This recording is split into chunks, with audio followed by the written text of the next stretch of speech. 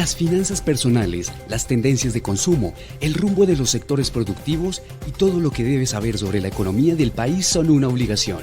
La República, el primer diario económico, empresarial y financiero de Colombia.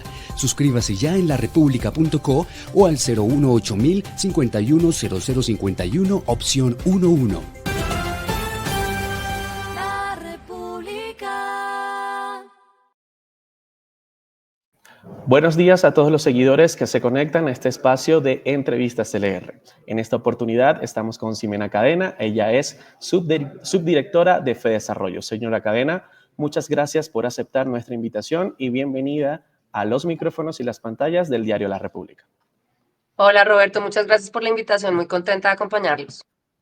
Muchísimas gracias por aceptar esta charla. Y bueno, como el tema nos compete, en esta ocasión vamos a hablar sobre la tasa de usura en el sistema financiero colombiano.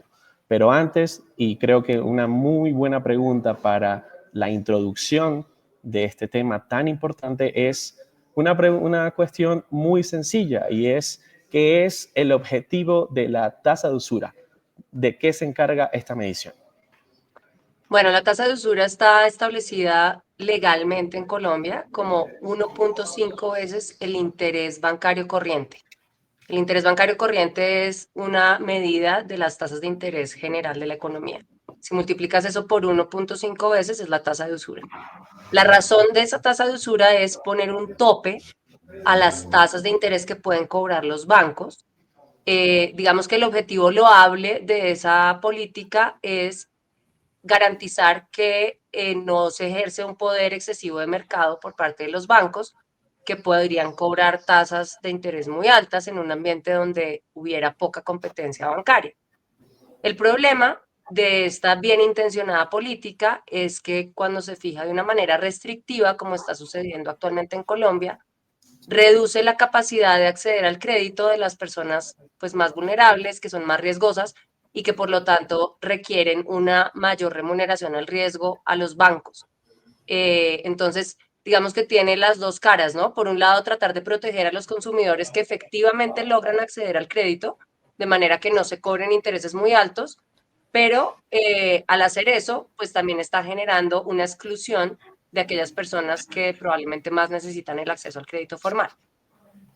Perfecto. En línea con esta respuesta, quiero enlazar a la segunda pregunta y es si puede complementarme cuáles son esas entonces funciones que debe tener, que tiene la tasa de usura dentro del sistema financiero colombiano. Bueno, pues la tasa de usura básicamente es un límite que guía como el tope máximo que se puede cobrar por los intereses en los créditos formales. Eso es muy importante establecer porque en un país con una alta informalidad, como es el caso colombiano, así como hay informalidad laboral, informalidad comercial, informalidad empresarial, también hay informalidad financiera. Y están los gota a gota, que son aquellos prestamistas que cobran unas tasas que pueden llegar a ser 6, 7, 8, 9, 12 veces más altas que las tasas que se cobran en el sistema financiero formal. Entonces es un límite que se establece a los créditos formales en el sistema financiero formal. Cumple ese propósito realmente. El propósito es pues proteger a los usuarios de que no se cobren tasas muy altas, al mismo tiempo que pues como mencionaba anteriormente, pues esa protección en ocasiones va pues en detrimento de la gente que más necesita el acceso a crédito formal, que no, digamos que no resulta rentable para el prestamista formal tener ese tipo de clientes porque no le alcanza para cubrir el riesgo cuando la tasa es muy restrictiva. Perfecto. Y justo puntualmente con esa respuesta quiero también enlazar a la tercera pregunta que tenemos y es, ¿cuál es entonces la relación entre la tasa de usura y la inclusión financiera? ¿Se limita de alguna u otra manera? Pues mira, no, digamos, cuando uno mira internacionalmente, nosotros hicimos un esfuerzo en el estudio que realizamos para Sobancaria, tratamos de ver la experiencia internacional y no es que uno encuentre una relación directa entre la existencia de la tasa de usura y la inclusión financiera. Hay países que no tienen límites a la tasa de usura, como por ejemplo Brasil, y tienen una inclusión financiera súper exitosa. Y hay países que sí tienen tasa de usura y eso no tampoco ha limitado demasiado la inclusión financiera. Hay países que sí tienen restricción a la tasa de usura y han tenido una dificultad para avanzar en la inclusión financiera. Entonces, no diría que hay una relación directa como necesaria. La existencia de la tasa de usura en sí misma no es un problema. Creo que lo que hemos encontrado en nuestro estudio es que cuando se calcula de una manera que reduce significativamente ese valor, es decir, que el límite, tú tienes un techo, ¿cierto? Si el techo está muy arriba, pues hay margen de maniobra. Si el techo está muy abajo, se restringe necesariamente la oferta y eso empieza a generar problemas de inclusión financiera. Y eso es lo que vimos en el caso colombiano, con un cambio metodológico que se hizo en el 2023, se redujo, digamos, artificialmente, si se quiere, o se cambió la metodología de una manera que se redujo ese techo y al reducir ese techo, pues se perdieron casi 2 millones de clientes del sistema financiero formal que ya no pueden acceder al crédito, los bancos simplemente no le prestan porque no tienen el incentivo de ir, por ejemplo, los créditos rurales, de ir, visitarlo, ir en moto, las condiciones de seguridad se han dificultado, hacer un estudio por ejemplo, el negocio que tiene la persona, que es difícil de estudiar porque es un poquito informal, porque no tiene tanta información. Entonces son cosas que aumentan los riesgos por un lado y los costos por el otro de generar el crédito. Entonces ya no se vuelve rentable para el banco ofrecer créditos a esas personas. ¿Qué otras conclusiones encontraron en este estudio que me pueda complementar? Pues mira, básicamente lo que cambió en la metodología es que ahora se está teniendo en cuenta dos tipos de, digamos, se está calculando de una forma diferente la tasa de interés bancario corriente, que es la que afecta a la tasa de usura directamente. La primera es que tiene un peso muchísimo mayor los créditos comerciales, que son los créditos a las empresas, y los créditos grandes, es decir, los créditos, pues por lo general son los créditos a las empresas grandes, los créditos más grandes, pero también los créditos de consumo que son muy grandes.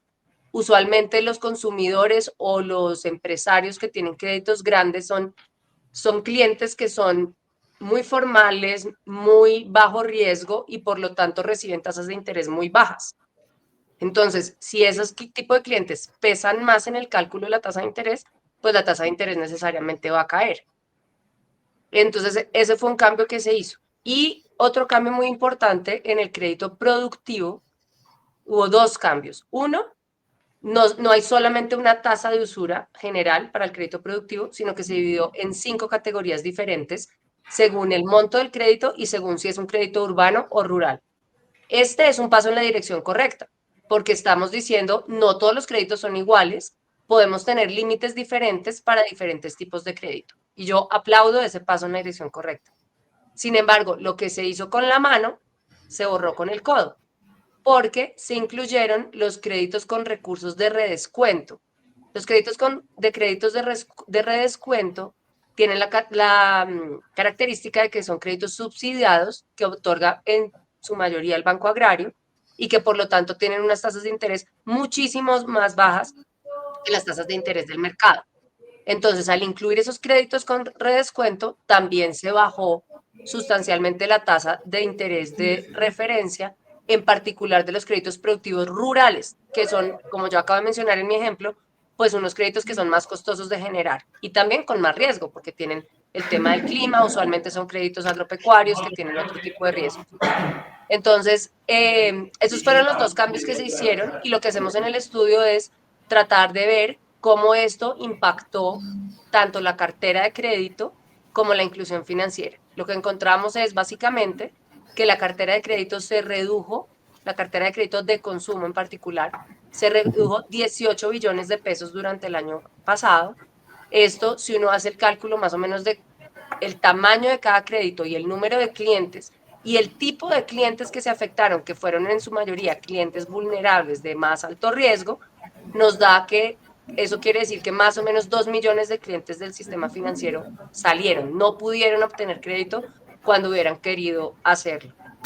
El lado del microcrédito, el efecto es un poquito distinto, y no tan grande, por lo que expliqué que hay 5 categorías, pero en la categoría del crédito productivo rural el efecto es devastador. O sea, hay entidades que están dedicadas a estos créditos que tuvieron una caída de 18 puntos en la tasa de interés que cobraban. Y una cosa más, Roberto, que es muy, muy particular, es la tasa de interés de usura es retroactiva. Es decir, si tú eres un banco, otorgas un crédito a 30% de interés.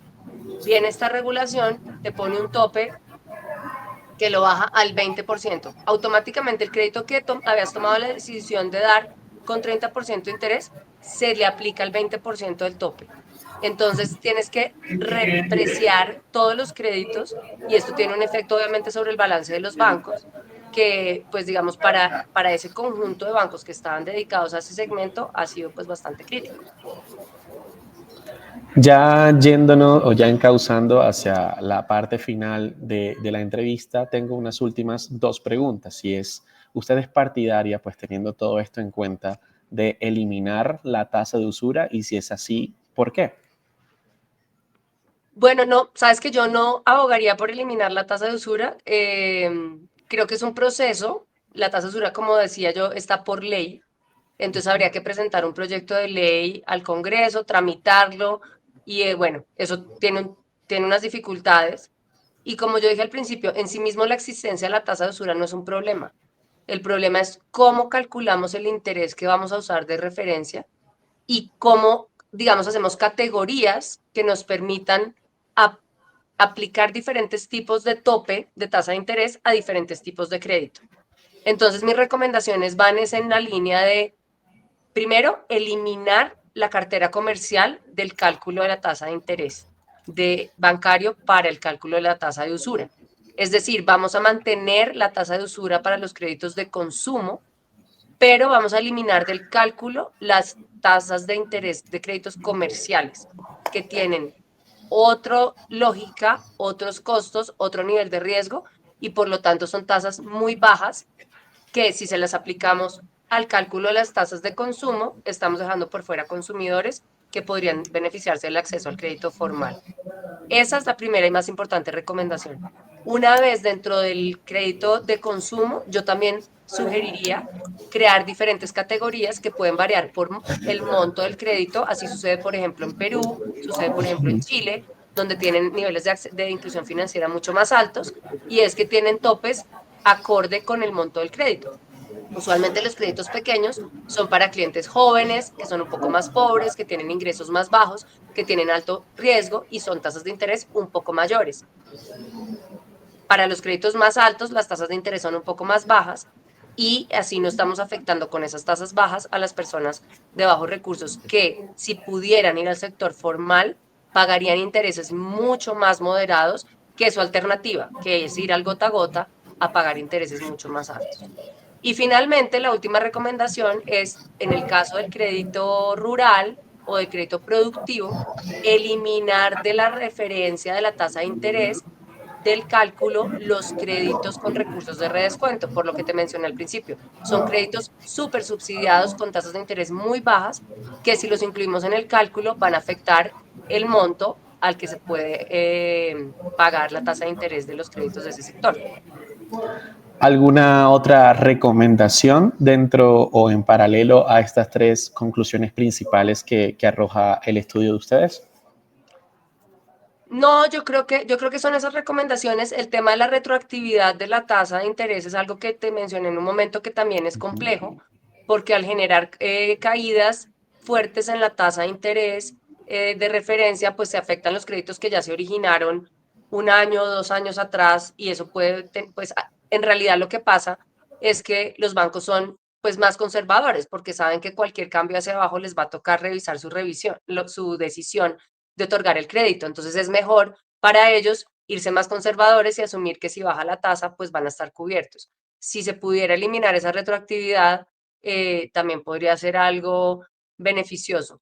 Pero yo lo que diría sobre todo es que está en manos del regulador poder hacer estos cambios metodológicos de una manera muy rápida con efectos positivos en la inclusión financiera sin tener que esperar a hacer un trámite de ley que probablemente es algo que tendrá que pasar en Colombia, eventualmente a medida que se aumenta el conocimiento sobre los efectos de estas medidas, que si bien pues todo el mundo está de acuerdo en que pueden ser, digamos, bien intencionadas, a veces tienen efectos no deseados, pero no tenemos que esperar a que pase un trámite en el Congreso para poder tener pues una regulación que sea un poquito más acorde con la realidad del país y con las necesidades de los colombianos que están teniendo que salir a endeudarse con el gota a gota al no tener acceso a crédito formal a causa de este techo pues muy restrictivo que estamos teniendo en este momento en el mercado. Y bueno, con este último mensaje damos por finalizada esta entrevista, este espacio de entrevista en LR con la señora Cadena, subdirectora de FEDesarrollo. Muchísimas gracias a usted por acompañarnos en este espacio y muchas gracias a todos los seguidores que se conectaron a esta transmisión. Muchísimas gracias y hasta una próxima oportunidad. Muchas gracias, Roberto. Saludos a todos. Adiós. Ahora más que nunca, las finanzas personales, las tendencias de consumo, el rumbo de los sectores productivos y todo lo que debes saber sobre la economía del país son una obligación. La República,